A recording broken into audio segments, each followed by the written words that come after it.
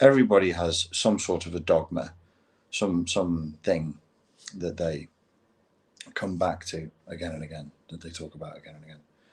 And I was thinking to myself, as I occasionally do, a couple of nights ago, what would my dogma be? What do I think the most important thing is now that we should be talking about and nobody's really talking about? And I thought one of the things is that we should have an objective, which is the cessation of intergenerational trauma.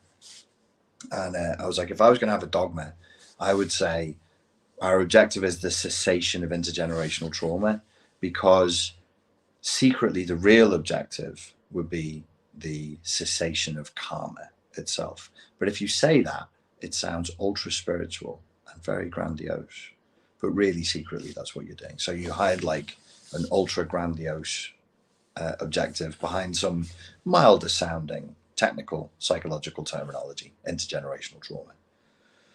That would be the first thing. So, the noble truths of Buddhism, or whatever the various tenets of different sort of religious dogmas are. So the objective is the cessation of intergenerational trauma. And the means by which that is done is the transcendence of the insistence on materialism. I was like, oh, that's great. That's great. I love that. There's only two. Well, there's not much there until you start unpacking it. Why? So why do you want to stop intergenerational trauma? Actually, this is a bit like Marx, Karl Marx. One of his objectives with communism was to bring about the cessation of history. And you might think, what do you mean? What's that got to do with intergenerational trauma? Well, intergenerational trauma is basically cause and effect. It's like a thermodynamic principle of physics, but that plays out psychologically amongst individuals, families, religions, nations, cultures. We're seeing it in the world right now. Why is all this stuff happen? Why is there just things just happening? What's with all the happenings? That is a manifestation of intergenerational trauma. What's that got to do with karma? Well, karma, the Sanskrit word karma, means action. It's not only owned by Buddhism. Obviously, it was there in Hinduism. It is a Vedic principle. It's a very, very old religious, spiritual principle.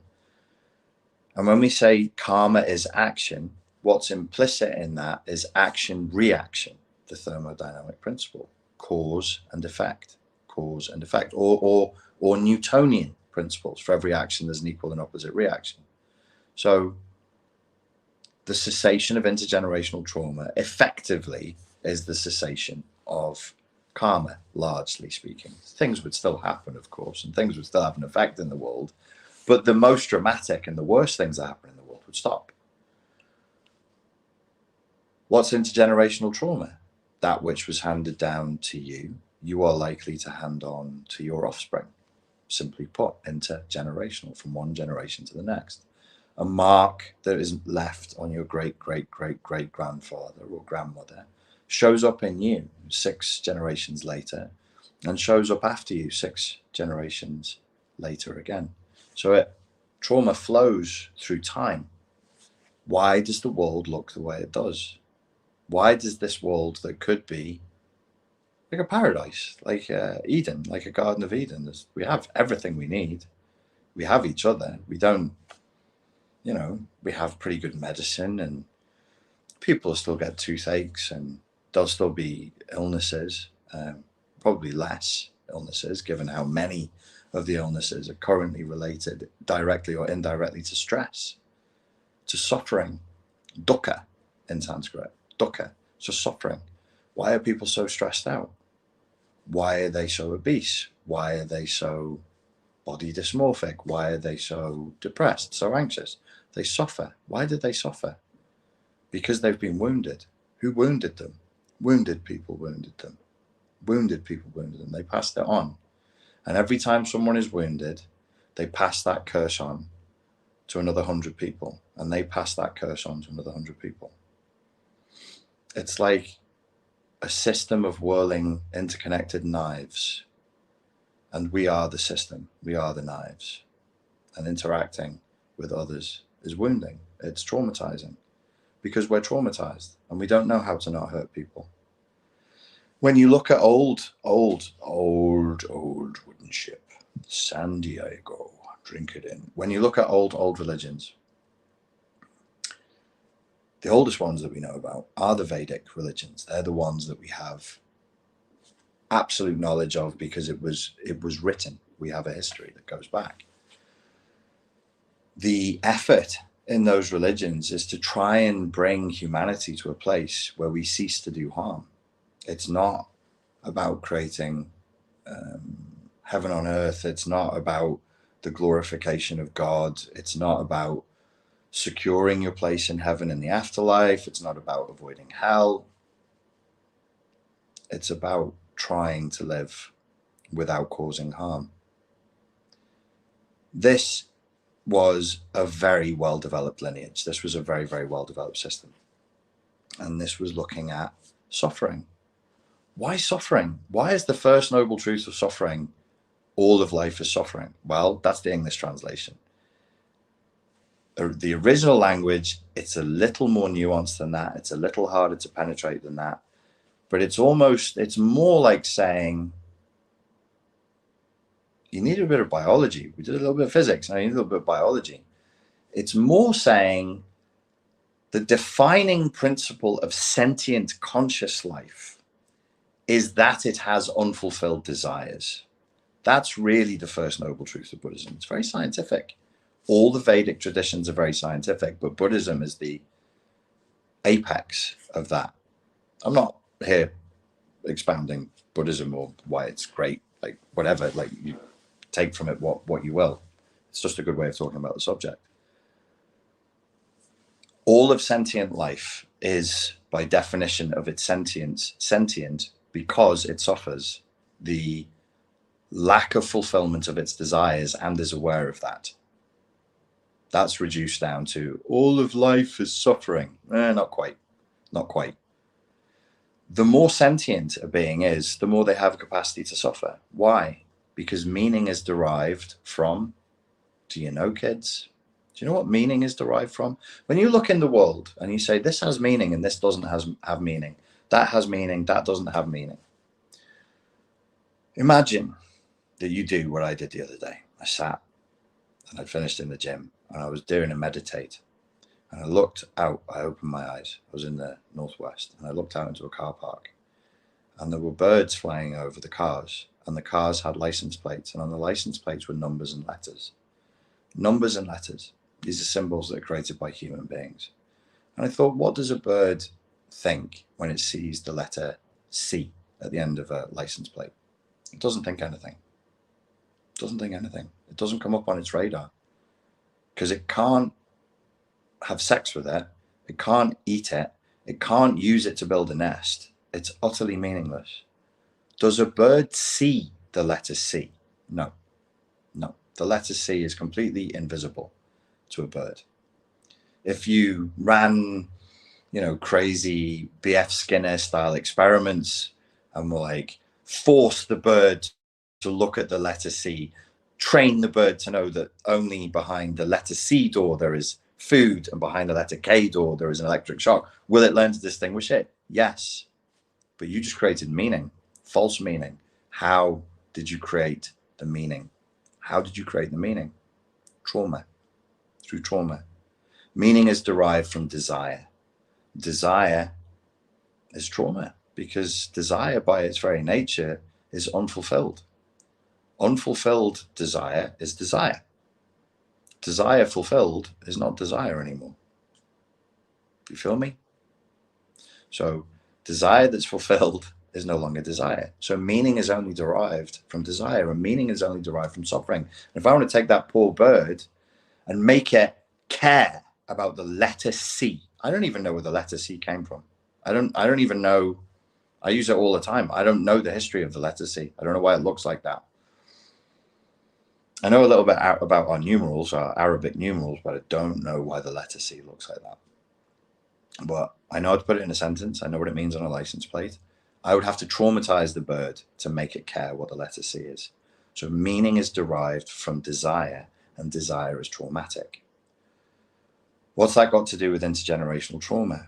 In order for us to be the beings that we are, we experience pain. We're sentient. We are the most conscious beings on the planet as far as we know. We've tried running experiments with dolphins. They're pretty smart. Chimps are pretty smart. Gorillas are pretty smart.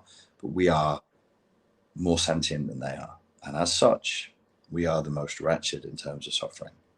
We suffer like no other animal on earth can even come close to.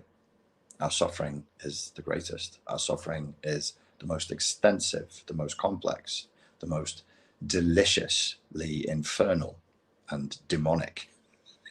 That's our suffering. How do we cause that to be ceased? How do we bring about the cessation of that? Is an interesting question. It's an interesting question. We have to come to an understanding of ourselves, and we have to try and stop intergenerational trauma. We have to try and stop hurting the people who will come after us, because they will hurt the people who come after them. Remember what I said. An interconnected system of whirling knives. We all are.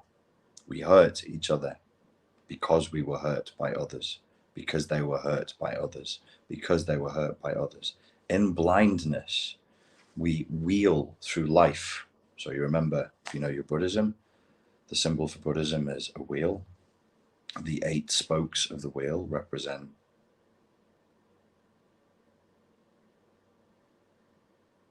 the 8 noble truths. No, it's the 4 noble truths, and then it's the 8. It's the 8 methodologies for overcoming suffering, which is right action, right thought, right meditation, right intention, and so on. But the wheel is there to remind us that things just have their own power. They have their own gravity. They have their own fuel, and they move forward. Dukkha, suffering, has its own fuel, and it rolls forward unless it's stopped, because it's blind, it's unconscious. Trauma blinds. Trauma is blinding. The traumatized are the most blind amongst us. We are never more blind than when we are traumatized. We are never more cruel than when we're traumatized.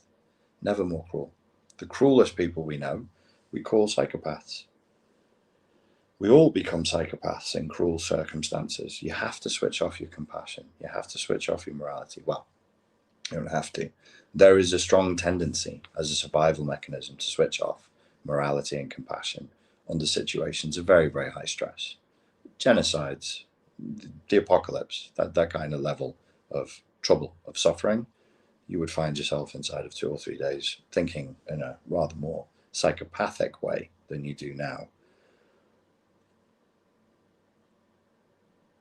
So you have these methodologies there from the Vedic systems, clean up your thoughts, your words, your actions, engage in right meditation, right intention, you will do less harm. And I agree with all that. But now I want to come to the second part of my dogma, my rigid dogma that I will enforce upon the earth. So part 1, our objective should be nothing less than the cessation of intergenerational trauma. We should not let the suffering that we've endured up until now as human beings continue forward. We should end it. We should end it, or slow it to the best of our abilities. As such, we should seek to bring about the end of history as it's been known. And as such, we should seek to stop those wheels of karma from turning. There will still be karma. There will still be shit that happens in the world that comes after, but not like this. Not on such a stupid, and by stupid I mean blind, I mean unconscious. And machine-like level. I think of the sea. I think of the waves that come in. There is a power there. There's a strength there. Who knows where that wave has come from? Who knows how far away the power of that wave has come from? Across the ocean? Yes. From off the planet? From the moon? That literally come from the fucking solar system? Yes. It's literally come from the solar system. Think about that next time a wave knocks you over. It's nothing to be ashamed of. But these things, they have power, man. They have power. But what you get with a wave is the manifestation of power that's far away. The wave didn't start when you saw the crest of it, I don't know, 10 meters out at sea. It didn't start there, did it? No. Is a wave thinking? No. It's not thinking. It's not conscious. It just does. It just waves. Just waves. There are forces. There's a reason why in the tarot cards, which is based on ancient Jewish wisdom called the Kabbalah, the moon card represents the unconscious. The moon card. The moon pulls the waves. The moon turns the tides. And who knows what consequences there are by those dark forces under the water. The water represents emotions. The sea represents the unconscious. It's pulled by the moon. But it's not thinking. Similarly with intergenerational trauma, it's just a wave coming into shore. Your life, your pain. Why do you watch these videos? Why are you here listening to me? Because you've suffered. Why did you suffer? Probably because your family was chaotic and hellish, and your upbringing was chaotic and hellish and painful. Who did it? There are people who did things and they have a responsibility and so on and so forth. But if they were raised in another environment, do you think they would have done that? If they were raised in the ashram of some billionaire idealistic nut job who wanted to cease all intergenerational trauma, do you think they would have done that? They wouldn't have. They wouldn't have. Had they spent the first 18 years of their life, trying to clean up their own personal karma in meditation, in learning to think, in learning to see, in learning how to feel, in learning how to process their own emotions, they wouldn't have drank all that alcohol. They wouldn't have taken all those drugs. They wouldn't have gone into the relationship they got into. We are born of chaos. If our parents were, most of the people here, if our parents were operating at a higher level of consciousness, we would never have been born. We would not have been born. Our parents didn't come together in beautiful, most of us here, in beautiful, serene, calm, conscious union and make people. We would all like to believe that, but it isn't true. It isn't true. They came from chaos. They were born of chaos, and we were born of chaos too. And it sucks because it hurts. It's painful, and we're still hurting each other, and we're going to keep on hurting each other. So the second part of my dogma, beyond the cessation of intergenerational trauma, is we already know the disciplines, the Buddhist disciplines, the Eightfold Path, the Noble Eightfold Path. So I got stuck on the word truths. It's the Four Noble Truths, and then it's the Noble Eightfold Path. The Noble Eightfold Path of right thought, right word, right deed, really trying to do less harm and to live more consciously is great. But I think it points at something, and I think it's too long-winded. It's too long-winded for the modern person to grasp what it's pointing at. Buddhism, as it was, as a system, is designed such that if you live according to certain practices, the Eightfold Path, you will come to a certain realization. We don't have time for that. We just have to give you the realization.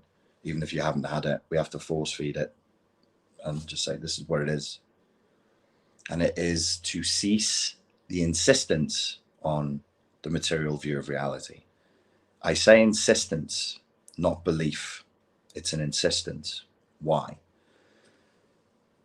An insistence implies that it's active, not static, and it requires muscular effort daily and hourly. We insist that the world is flesh, that you and I, we are a thing, like you're a thing, you have a name, you have an age, you're a biological entity, in some senses, you're a machine. Maybe you think you're just the sock for DNA to move forward, Richard Dawkins, the selfish gene idea. Maybe you just think you're a dumb animal, on a rock spinning in space. And how did we get here? It was just random chance. Oh, evolution. Oh, wow. So we're just winning the lottery over and over again every millisecond. Yes, that's how we got here. Okay, good. Fine. It's cool. I think that's a cool belief. I think that's a really wild belief system. Like, that's that's Book of Revelation style stuff. That's really psychedelic. Wow, you just think we're just winning the lottery over and over and over again. Okay, man. That's wild. I like beliefs. Beliefs are cool, but they tend to be static. This is not static. This is a verb, and we have to do it daily. And I believe it's killing us. I believe it's actually exhausting us. We are insisting, not believing. We insist. With muscularity, it burns calories, it takes strength, it's tiring. We insist on a material worldview. We fight back all the evidence of transcendence. We fight back all the evidence of any form of spirituality. We want, somehow, we've been twisted into thinking that we want. Our wants have been corrupted. We desperately want to prove that we are just things that consume things. We are just things, physical. When I say material and materialism, I do mean materialism like people who love big houses and cars and pleasures of the flesh. And yeah, I do mean that, but I actually mean broader than that. I mean the post-Enlightenment Western mechanistic view of reality, devoid of spirituality. Scrub it clean. Scrub the whole thing clean. This is pure enlightenment, as in the Western Enlightenment, not the Eastern Enlightenment, the Western Enlightenment thinking. Scrub it clean. We are things and we consume things. Right. And we insist on that. Okay. Because we get evidence every day that that isn't true. I know this through my own job. Do you want me to tell you how I know this?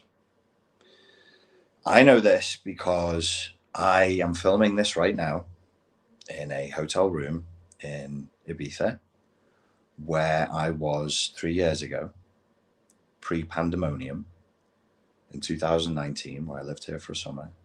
And at that point, I'd already been for 3 years trying to convince my followers to have some kind of interaction with their emotions, some semblance of an interaction with their emotions. And they wouldn't do it. They wouldn't do it. Why? Was I saying you have to relive your trauma? You have to cry until the snot runs down your face and you shake and pee your pants? And no. All I said was name your emotions. Literally that. It's called the emotional literacy exercise. Name your emotions. Do I have to feel them? No. Do I have to relive childhood trauma? No. Name your emotions. Name them. Tell me what you feel. 95% of people, more, 99% of people couldn't do it. Couldn't do it. This, you know what I blame? You know what I think the problem is? Materialism. Materialism. Our emotions are daily, hourly, perpetual reminders that we are not material beings, that we are not simply, obviously we have a material reality, but that we are not material beings. We're not just animals. We're not just robots. Because, dear listener, if we were, what would we need emotions for? I await your wise and kind and thoughtful answers in the comment section. If we were biological machines, which is what our culture is based on at every single level, the notion, the lie, the terrible, binding, evil, demonic lie that we are only material beings. Why do we have emotions? My friends, if you were simply a biological machine who was here by random chance, whose only purpose on life was to stuff as much caviar in your mouth hole and to stuff as much cocaine up your nose hole and to stuff as many to have as much sexual contact as you can in the various other orifices and parts of your body from the ages of 18 to 65, and then to get plastic surgery to make your boobs look bigger, your ass look bigger, and your face look younger over and over again, to have more luxurious holidays, to spend time in bigger and bigger hotels, to pleasure your flesh every possible way imaginable, in a way that would make Roman emperors blush. If that were true, why would you need emotions? What would they be for? What would you need emotions for? They're a barrier. They're a barrier. You don't need emotions if that's all you are, if that's all your life is about. You wouldn't need an emotion beyond envy,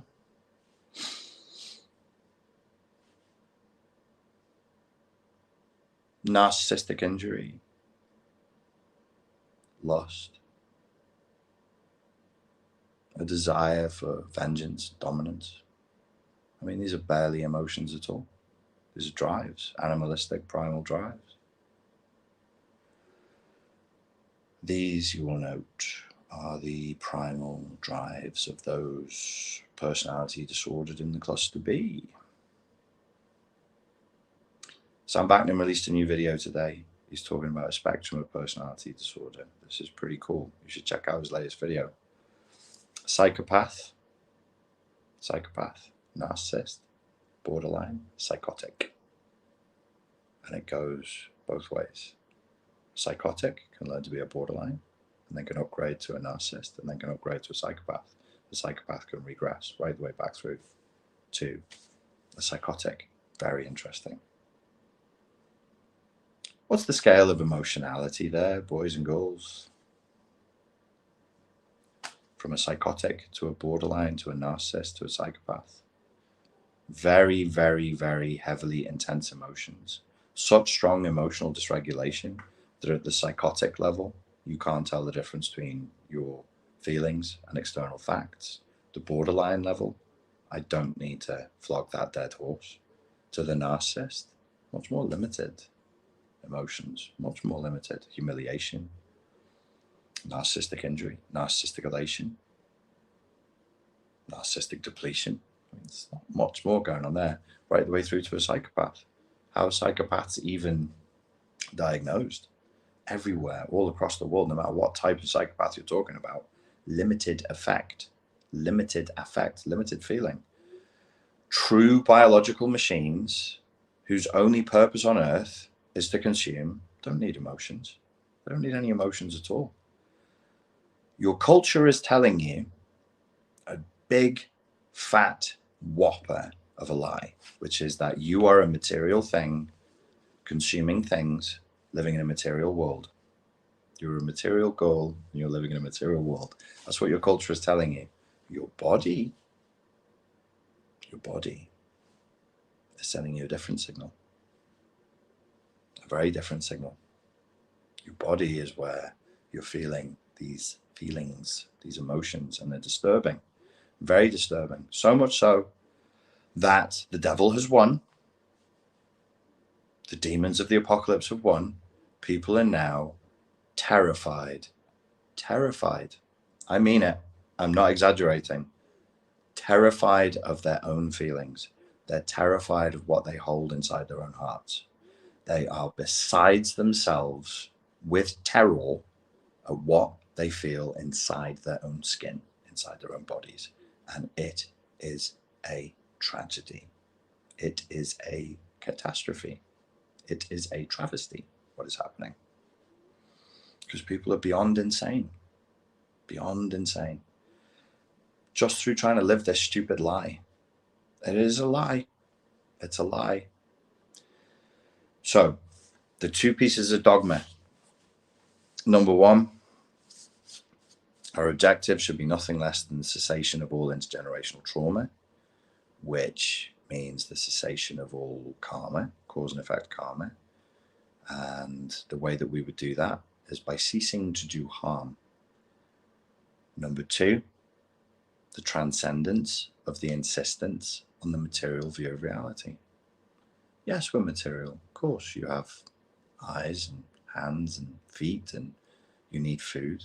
You're material, and you need materials. And yes, you can have sex, and it feels good, and it puts you back in your body. Or you can get punched and deliver, and it feels really bad, and it puts you back in your body. You can try to pleasure yourself. You can pierce yourself. You can tattoo yourself. You can do all of these things. You can take endless pictures of yourself and then post them online for other people to look at your flesh suit. Here's me, depreciating asset. This is all I am. Tick tock, tick tock, tick tock. How long have I got left? That's the anxiety. That's the perpetual anxiety. Who's got more than me? Which other flesh suit is consuming more caviar and cocaine than I am right now? Which other flesh suit is having more or better orgasms than me right now? I don't know. Let me check Instagram. Let me check the hell realm. This is Instagram. The demonic hell realm. Who should I be envious of today? Who should be making me feel anxious today? Of course, like, you have a flesh suit. Of course, all of this is true. Pleasure is good. Pain is bad. Eventually, one day, the body will give up. It will run out, as everything that lives dies. It's inevitable. Cycles of life. And if you believe that that's you and that that's all you are, you have my sympathy. No. You have my pity. And I say that without apology. If you really believe, if you're really that fucking duped by this bullshit, that that's all you are, you have my pity. And I don't apologize for pitying you. It's pitiful. It's a wretched, wretched place to live from. No wonder people are so miserable and so agitated. From this perspective, everything becomes clear. People just running around, whirling systems of interconnected knives, slashing each other, traumatizing each other, marking each other, and those marks will be handed on to another 100 people. The curse will be carried on, and then it will be carried on down the generations. Their children's children's children will learn to do the same thing. And as we invest and reinvest in the material worldview that you are a thing, consuming things, and that you're dying. You're dying. Fucking hell. How long do we got? It's a bit cruel that we know we're going to die and we know it's not that long. And by the time you've got it figured out, your body's already crumbling and that you're already making that slow march to the grave. Damn, son. Yeah, that's heavy. That's heavy. Past the drugs, past the alcohol. Of course. Miserable. It's miserable and traumatizing. And people who are living like that, who are, you know, they think they're on the Titanic and the Titanic is sinking. Yeah, they'll be cruel. Yeah, they'll lash out. They'll treat other people like shit. Because, well, why not? Really, that's a sincere question. If you believe that we're just all flesh suits, that we're just biological machines, and that this is it and there's nothing else, why wouldn't you just treat other people horribly? Why wouldn't you be desperate? Why wouldn't you be depressed and anxious and envious and aggressive? And look at how envious our world is. Look at how aggressive and desperate we've become. Look at how miserable. Look at how miserable we are with all of the things that we have. Look at what we've created. I think if the ancient aliens come back and see what we've done, they're going to be so cross. What have you done? We gave you all of the things. What have you done? They're going to be mad. They're going to be mad. So my solution to transcending the material worldview is large doses of psychedelics. And I came on here tonight to tell you that I'm starting my ashram in Ibiza And your initiatory process will involve having your mind demolished with heavy doses of psychedelic drugs. Not really. I'm joking. I don't advocate the use of psychedelics, but I would advocate the use of heroic doses of philosophy and thinking. Just think. Unplug. Use your brain. Listen to the birds. Meditate. Look at a license plate. Watch a bird fly over a license plate and ask yourself a question. What does the license plate mean to the bird? That's like the beginning of a bad joke. What does the license plate mean to the bird? Why doesn't it mean anything to the bird?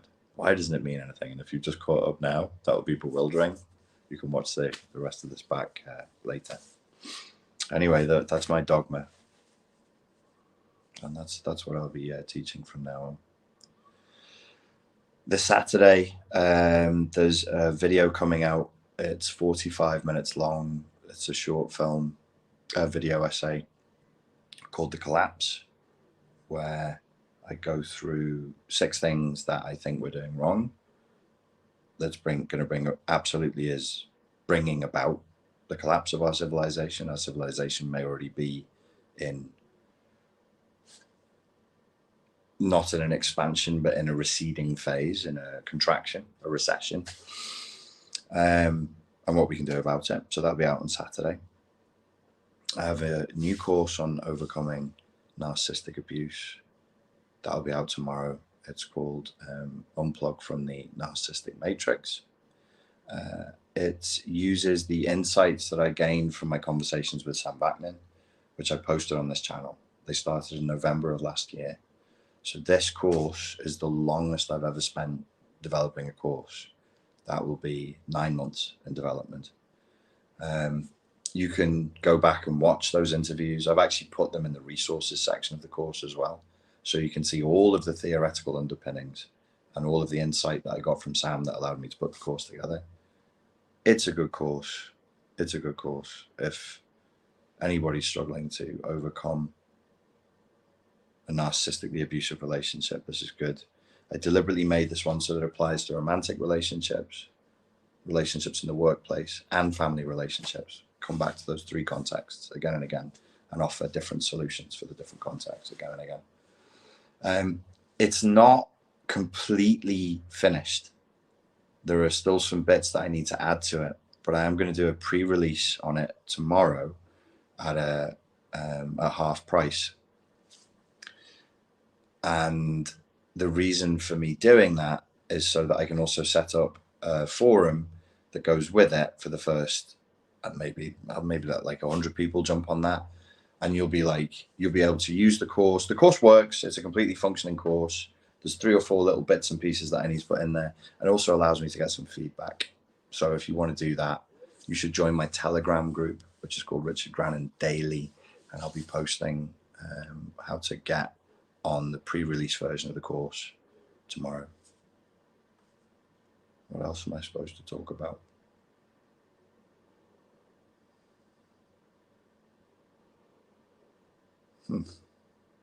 That's it. Okay, if anybody's got any questions, you can make them 1 sentence long and have them end in a question mark.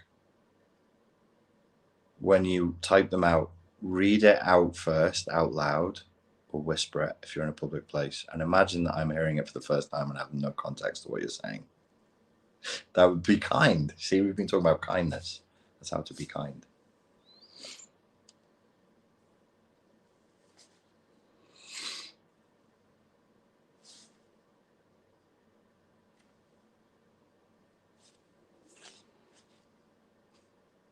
Sana says, schlap lekker. I hope that means hit the like. How do I get to Richard Grannon Daily? It's on Telegram. It's just called Richard Grannon Daily.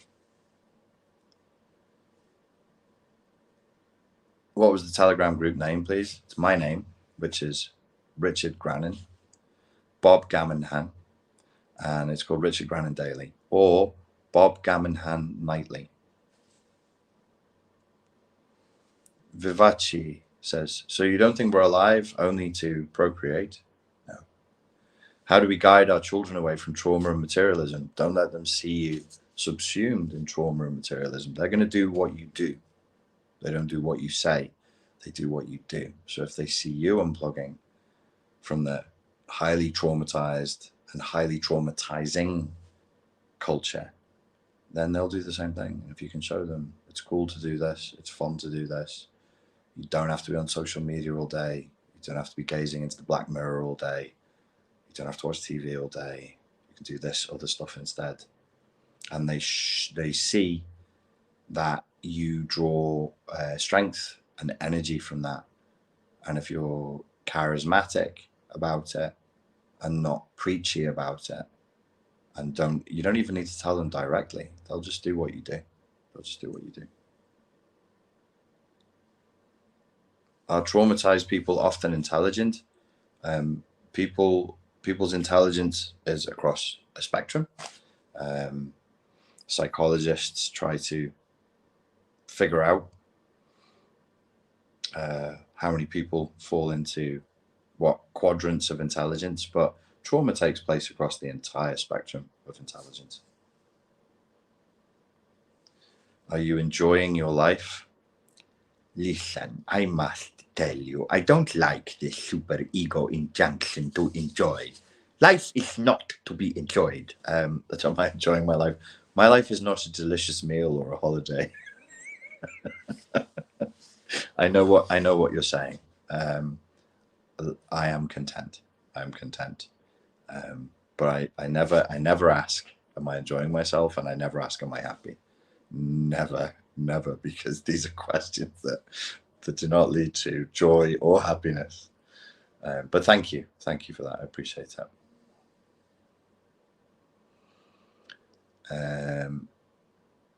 How do you find a significant other who isn't so engrossed in communism? Listen, you just got to take that communist manifesto, slap them right across the back of the head. How do you find a significant other who isn't so engrossed in consumerism? I've no idea. I cannot offer you any useful dating advice. I can only offer you advice on transcending materialism and ending intergenerational trauma.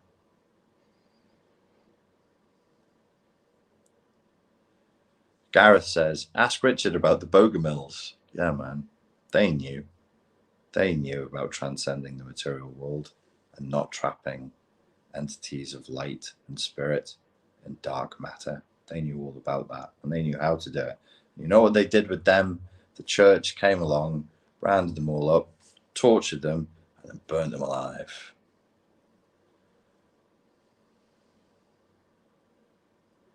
What technique did you use for individuation? Well, I'm not fully individuated. I think it's like a lifelong process. A lot of different techniques, a lot of different methodologies. Emotional literacy is a great one. I advise it knowing that you won't do it.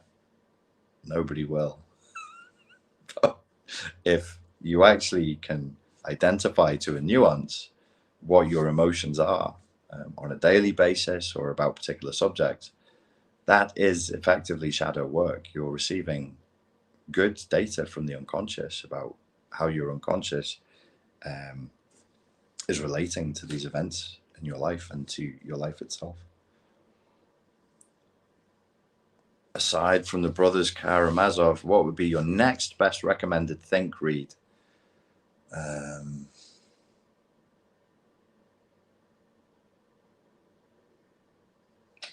don't know. Right now, I'm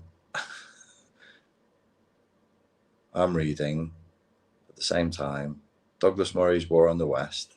I'm rereading Cormac McCarthy's Blood Meridian, and I'm wading through Friedrich Nietzsche's Beyond Good and Evil.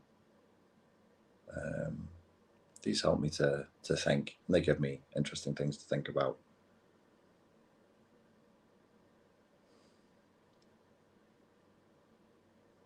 You should try and get down with some Nietzsche. You should try and get down with some Adler as well, I think.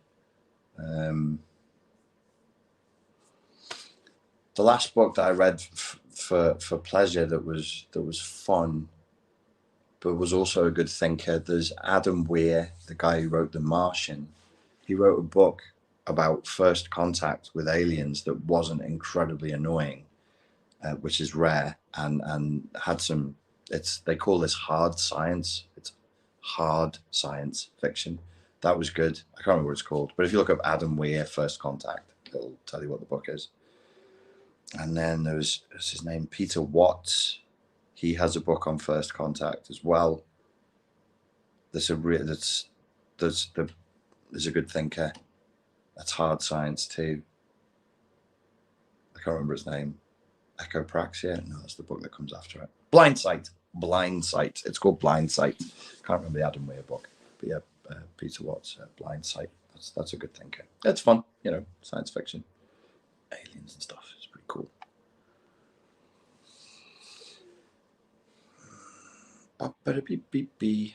Pixie, not Dust, says, "Hey coach, is the new course still useful, helpful, even if the act of abuse dates back years and one is out of abusive relationship? If you're still stuck in the abusive relationship, even though it's been over for years, then yes, the course is for you." There's actually some sci-fi type imagery in the course. So if you're still trapped in the shared fantasy of the narcissistically abusive relationship, if you don't, and then he said, kill the shared fantasy, there's a process you can go through, or I try to outline a process you can go through that dissolves the shared fantasy. It's not pleasant. It's not pleasant. It's not easy. This is not an easy course. I should say that right now. This is a very tough course. Very, very challenging course. But if you're, like you said, it was years ago, it doesn't matter. If that part of you, if the shared fantasy still exists, you're still trapped in it. You're still trapped in the matrix. So it's just as relevant today as it would have been 4 years ago when you broke up with the person. If that's you, if that's what you're describing, then yes. Which I don't know why you would ask the question if it wasn't. So it probably is.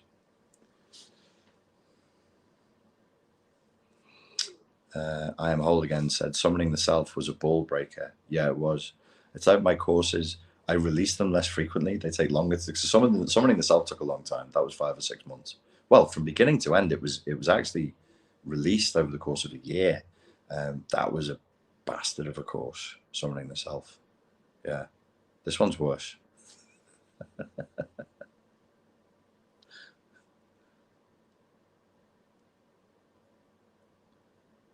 Is it too late for my grown children to heal generational trauma if I'm learning about it so late in life? No, it's not too late. Absolutely not. Is not, the shadow says, is not the relation between men and women mostly materialistic? It is now. It is now. But that's what happens when you abandon the spiritual, when you embrace materialism, of course, and look at how relationships between men and women are now that they are mostly materialistic. It is a savage, undignified dogfight. It's brutal. Brutal.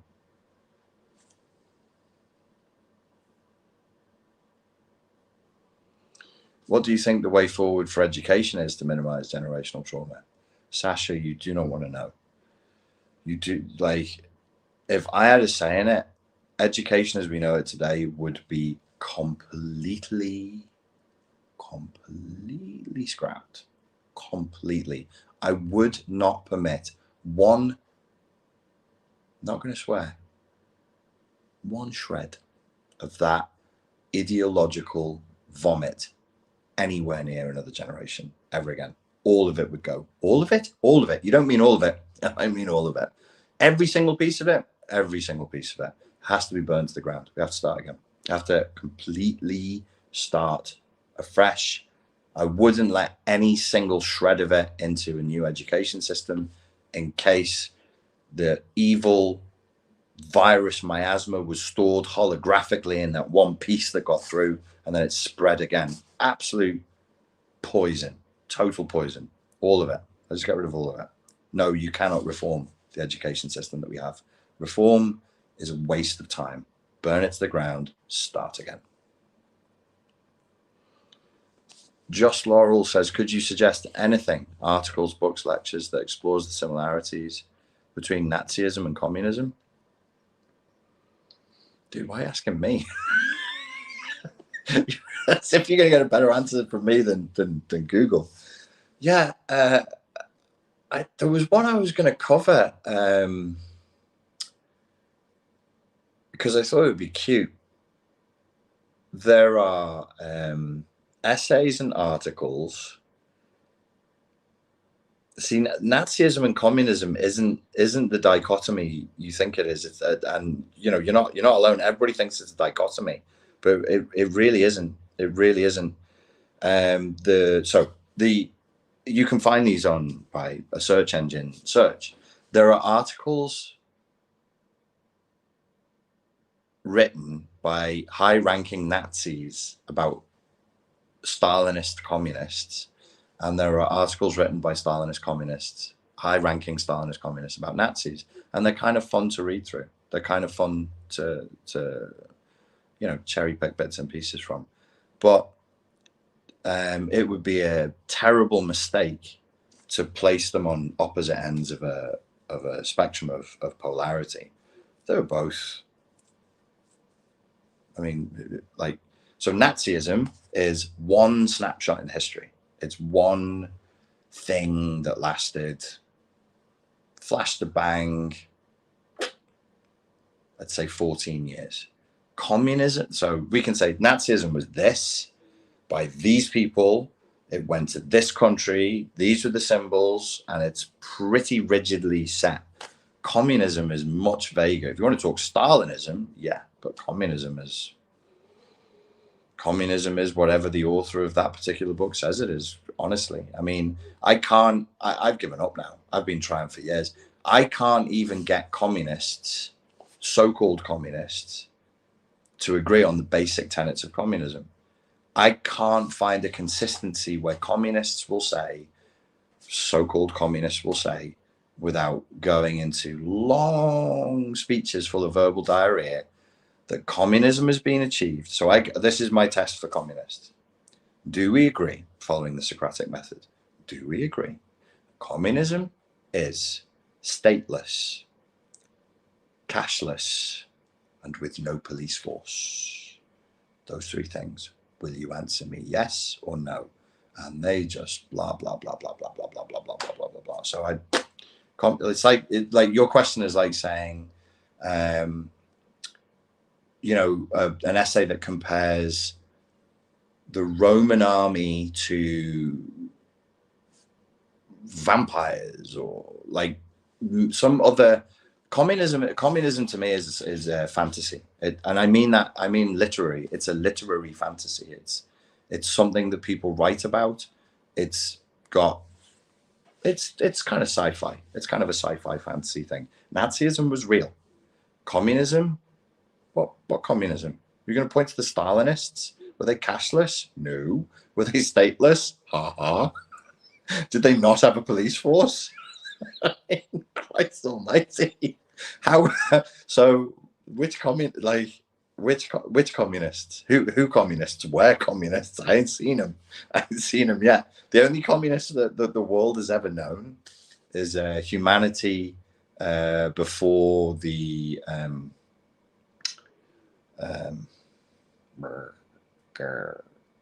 agricultural revolution. That's it. And that's a form of communism identified by Marx as primitive communism. I mean, it's a real mess. It's a real mess. It's fun to look at, but I think the major benefit of trying to wrestle with the question that you've asked and that subject is to see how it's basically to see how frail all ideology really is. It's super, super frail. I mean, Nazism, for example, super, super fragile. Super fragile. When I look at Nazism as an ideology, the only thing that shocks me is how long it lasted for.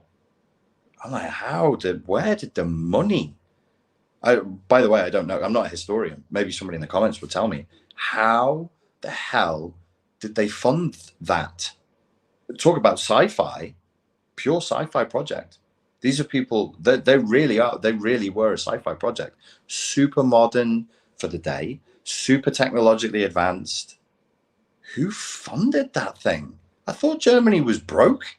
Who funded the Nazi movement? How did they? It became a global brand. A global brand. There were, what do you call it? Franchises. There were franchises of Nazism in multiple countries across the world. How'd they afford that? It's crazy. It's interesting historically, but the essence of your question is like, I think it's basically a sort of a false dichotomy. They're all idealists, utopians, fantasists, killers, sadists, psychopaths, narcissists, nutters. All nutters. They should all go on Nut Job Island and then just sink the island into the sea.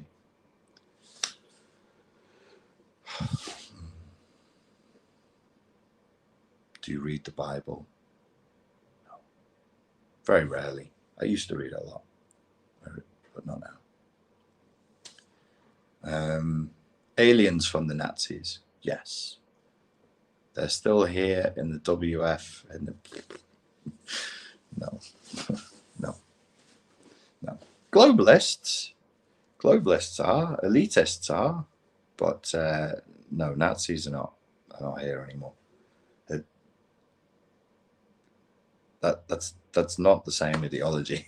Really, globalism and Nazism do not sit comfortably next to each other. It's called National Socialism. Is integrating physical violence good or spiritual, or if it makes us anxious and fearful? I don't know what integrating physical violence means to you, so I can't answer that question. The integration of physical violence could be many things to many different people. I'm afraid I can't answer that. Sorry.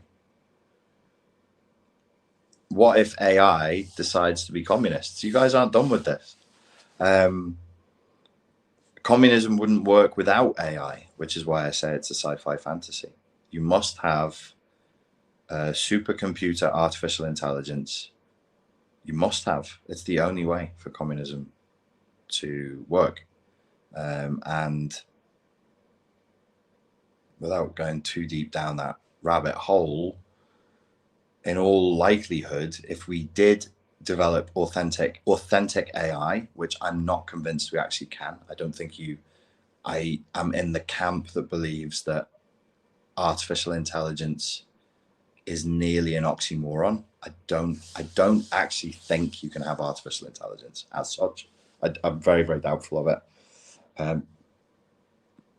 Forget the Turing test. The Turing test has already been passed. But actual intelligence, as we have intelligence, I'm not sure. But it's highly likely that if you did have that it would be communist leaning for a lot of reasons. Moving on. Are you what?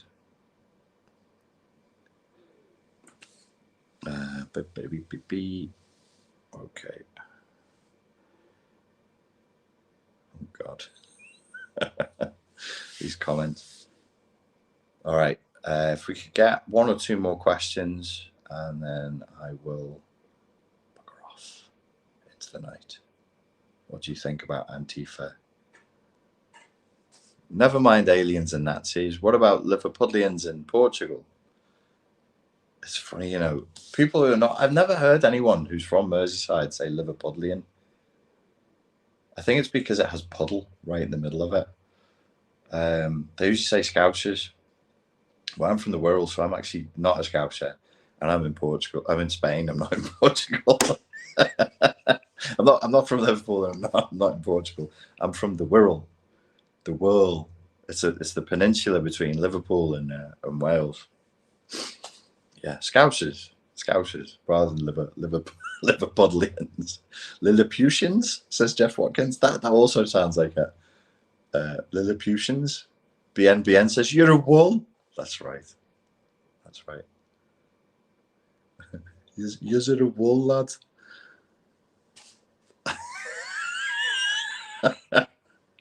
Do you believe Ezekiel's wheel was a type of spaceship? I don't know. Wasn't it Ezekiel?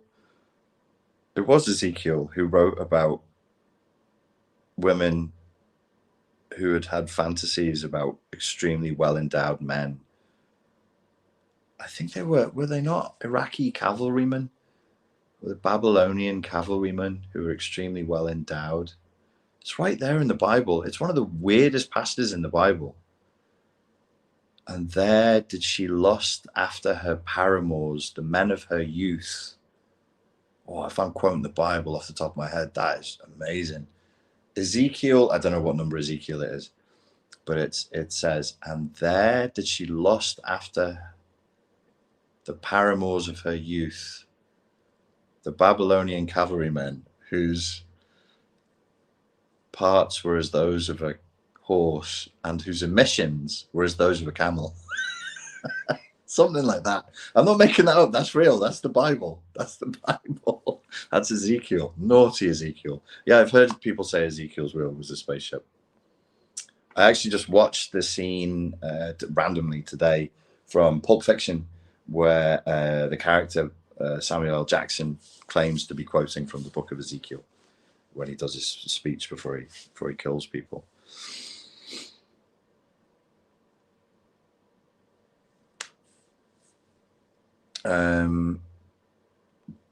Sacred Rain says, does physical change in the brain negate efforts to recover from trauma? It would depend on the physical change in the brain. The only physical change that I know of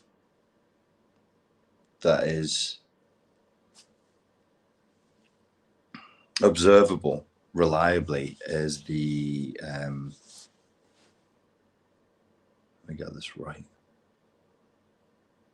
Hippocampus shrinkage. Hippocampus. So you can look on Google Scholar for PTSD hippocampus volume shrinkage, and it's been shown multiple times that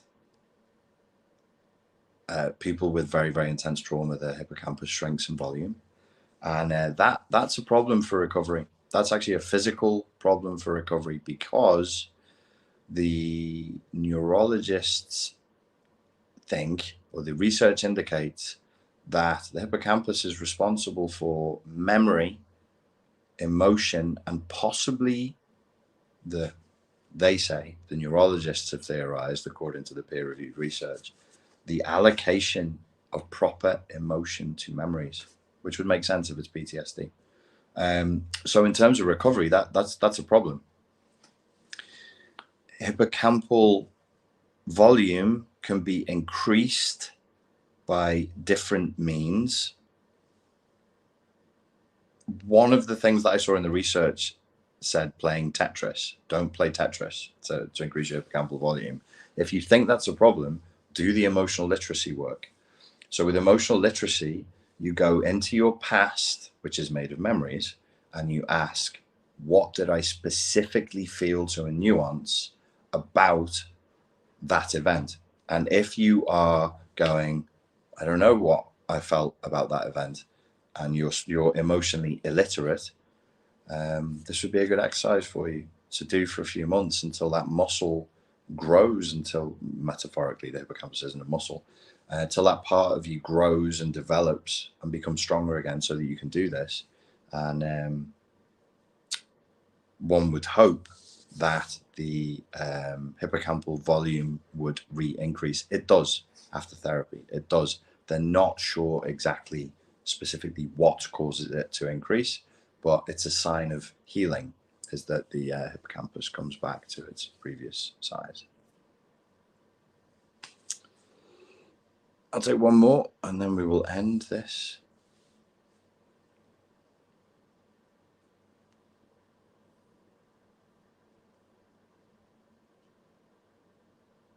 It really isn't in there, but it's his favorite target, the Bible. Shouldn't have done that, because I'm a pedant. And there in her youth, She lost it after her paramours. Oh, we're going to end with some Bible today. Let me fire up the old laptop.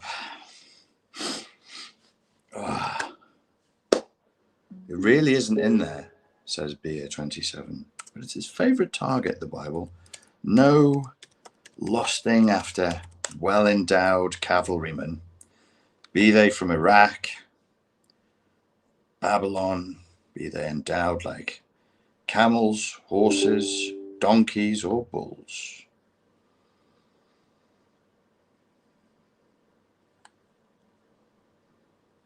What I want to know is, how did this get in? And then monks from all over the world wrote this out again and again and again. What did they think when they got to that bit? They just must have been just under their breath going, and then did she lust after her paramours?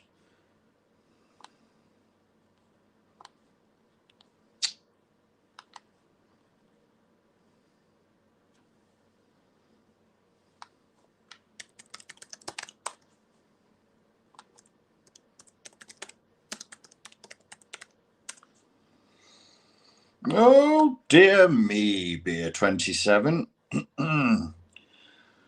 Ezekiel 23:20. For she doted upon their paramours, whose flesh is as the flesh of asses, and whose issue is like the issue of horses.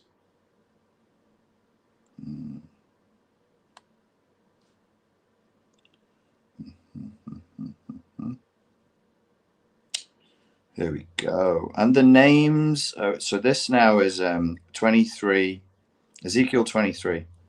Son of man, there were two women, the daughters of one mother, and they committed whoredoms in Egypt. They committed whoredoms in their youth. There were their breasts pressed, and there they bruised the teats of their virginity.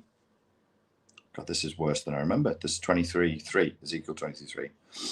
And the names of them were Aholah the elder, Aholibah her sister, and they were mine, and they bare sons and daughters. 23:5.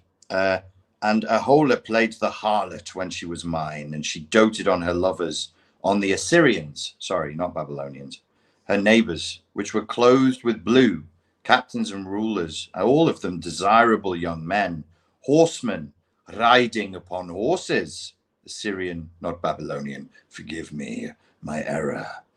Clothed in blue, these desirable young men, horsemen riding upon horses. Thus she committed her whoredoms with them, with all of them that were the chosen men of Assyria. She was a naughty girl. And with all on whom she doted, with all their idols, she defiled herself. This is way worse than I remember. She took their idols and defiled herself with them. God damn. Aholah, Aholah is her name. She has an OnlyFans account. You can. Okay. Neither left she her whoredoms brought from Egypt. Wherefore I have delivered her into the hands of her lovers. Oh, he took her and gave her up into the hands of her lovers, into the hand of the Assyrians, upon whom she doted. These discovered her nakedness. This is way more pornographic than I remember. I'm going to stop because, listen, it would be easy for me to just read out porn. That's not how I'm going to get likes and follows. I'm bigger than that. I'm above that. Wow. Dongs like donkeys. And in this way, we transcend. We transcend the material world, and with emissions like horses. Ladies and gentlemen, thank you very much for your time and for your attention. And I look forward to speaking to you again soon. Cheers.